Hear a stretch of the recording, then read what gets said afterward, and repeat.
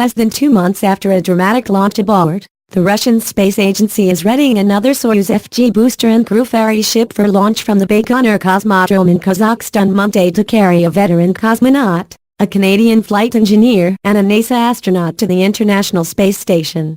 Liftoff from the same pad used by Yuri Gagarin at the dawn of the space age is targeted for 6:31 and 53 seconds a.m. Eastern Standard Time, GMT 5:31 p.m. local time, when Earth's rotation carries the rocket into the plane of the space station's orbit, a requirement for rendezvous missions. If all goes well, Soyuz MS-1157 says Commander Oleg Kononenko, rookie flight engineer David St. Jacques and Anne McLean, an Army colonel and helicopter pilot making her first flight as a NASA astronaut, will catch up with the space station 6 hours after liftoff, moving in for a docking at the upper Poisk module around 12:36 p.m. Standing by to welcome them aboard will be Expedition 57 Commander Alexander Gerst, a European Space Agency astronaut, NASA astronaut Serena Ann Chancellor, and cosmonaut Sergei Prokopyev. They've had the station to themselves since 3 other crewmates returned to Earth October 4th. They originally expected to be joined October 11th by Soyuz MS-1056, says Commander Alexei Ovchinin and Nick Hague, but a malfunction 2 minutes after liftoff caused one of the Soyuz FG rocket's 4 strap-on boosters to crash into the central second stage, throwing the vehicle out of control. The Soyuz cruise ship's flight computer instantly detected the problem and activated the vehicle's abort system, which quickly pulled the crew capsule away from the rocket. Ovchinin and Hague landed safely about 250 miles downrange. Senior managers with NASA and the Russian space agency Roscosmos said Ovchinin and Hague will be reassigned to another flight soon. In the meantime, Russian engineers quickly identified the cause of the abort, a bent component in the booster separation system that apparently was caused by a mistake during the rocket's assembly. A fleet-wide inspection was carried out and several Soyuz boosters were successfully launched before Kononenko's crew was cleared for flight. McLean, a veteran military helicopter pilot, said she had no concerns strapping into her Soyuz. In fact, she said in an interview, she would have been happy to strap in the day after the abort. The Soyuz rocket has an amazing track record, she told CBS News. A launch has not been aborted since 1983. And that was a pad abort where the whole rocket kind of erupted in flames.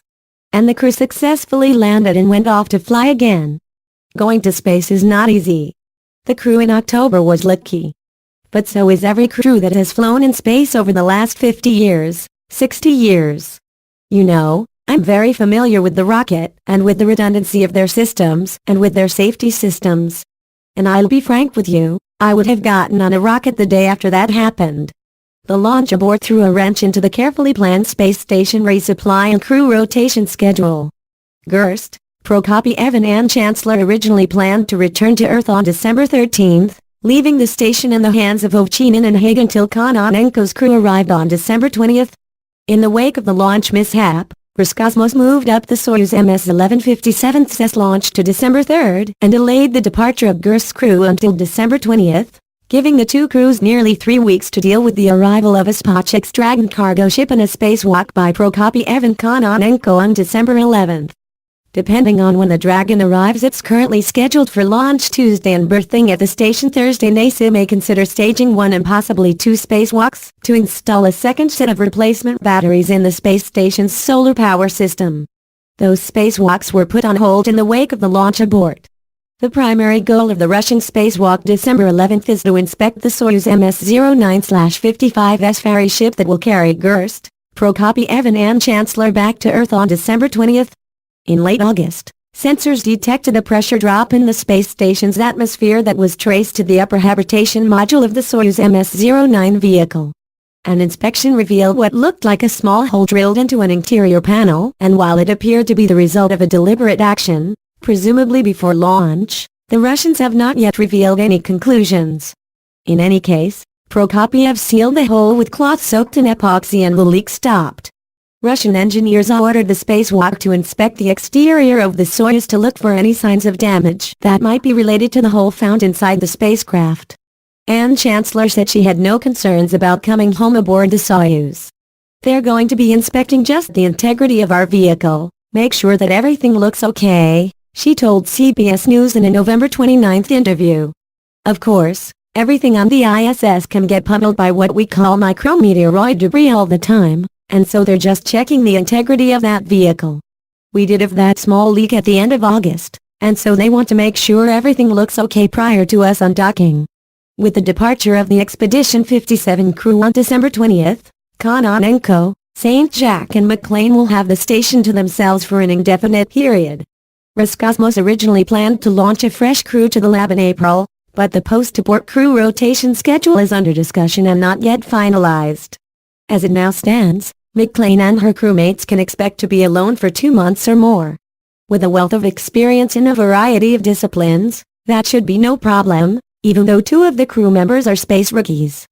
Kononenko has 3 previous space station flights to his credit and is one of the world's most experienced cosmonauts with 533 days in orbit under his belt. Despite all that time off the planet, he doesn't believe humanity is a truly spacefaring civilization. At least not yet. "I hope my trip to Earth orbit does something to help us accomplish this goal," he said. "I would really like to see humankind reach into the far reaches of space, and I hope that all the experiences, all we do here, will push humankind forward to faraway planets in the depths of space." St. Jack and McLean are both making their first flight. St. Jack speaks French, English, basic Russian, Spanish and Japanese. He has a bachelor's degree in engineering, a Ph.D. in astrophysics from Cambridge University, and an MD from Université Laval in Quebec City.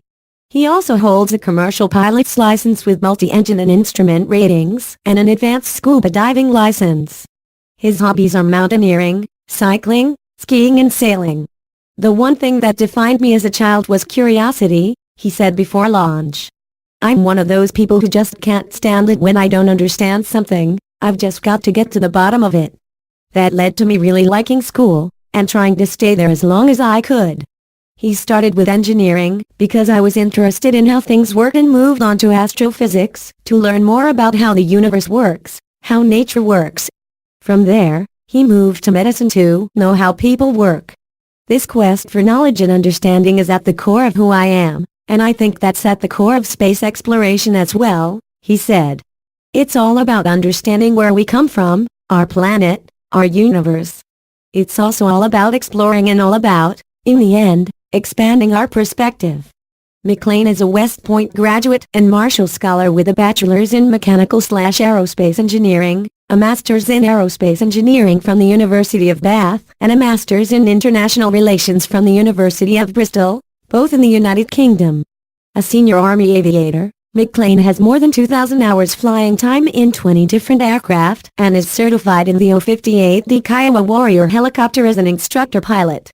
She logged more than 800 hours during 216 combat missions as pilot-in-command and air mission commander during Operation Iraqi Freedom. She was selected as a NASA astronaut in 2013 and brings a deep appreciation of teamwork to her crew.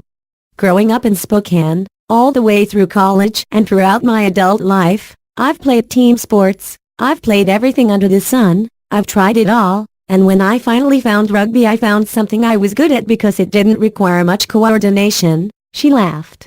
"At least not the positions I've played. But I've found team sports really developed the idea of working hard for the benefit of the team, especially when I played on the national rugby team. We were spread all the way around the country, but we had a goal to do well in our international competitions, and the only way that we could be successful was to trust that each of us were going to prepare when we weren't looking." She said that reflected, in a similar fashion, the experience of astronauts training for spaceflight. "Much like our crews, when we fly to space we've all been training separately, we grew up on different sides of the planet, and now we come together and immediately rely on one another for successes," she said. "The other thing that rugby really taught me was how to push past the limits that you think were limits. You really learn what you're capable of in the 60th minute of a rugby match." She spoke at length with Haig about his abort experience and asked Anne Chancellor for advice about living in space. Anne Chancellor had a perhaps unexpected answer. "It's actually trash management," Anne Chancellor said. "We live with our trash up here. It's not as easy as it is at home where once that stinky bag of garbage in the kitchen is done you just take it right out to the curb and someone else takes care of it for you.